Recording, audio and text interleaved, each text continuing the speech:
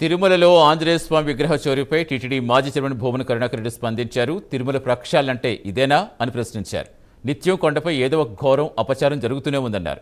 విగ్రహ చోరీకి సీఎం చంద్రబాబు బాధ్యత వహించాలన్నారు. వెంటనే టీటీడీ చైర్మన్ రాజీనామా చేయాలని డిమాండ్ చేశారు.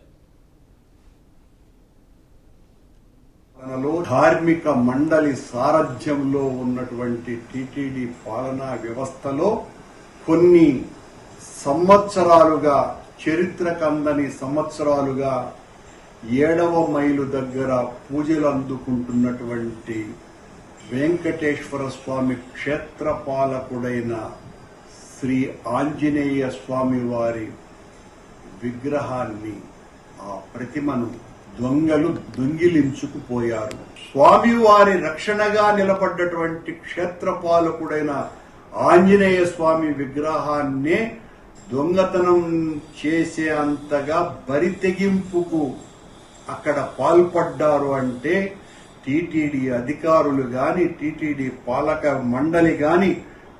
మండలి అధ్యక్షుడు గాని, అసలు ఈ రాష్ట్ర ప్రభుత్వం గాని, విజిలెన్స్ అధికారులు గాని ఎంత నిద్రపోతున్నారు. వాళ్ళు విఐపీలకు ఊడిగం చేయటానికి తప్ప స్వామివారిని దొంగతనం చేయటం ఏంటండి?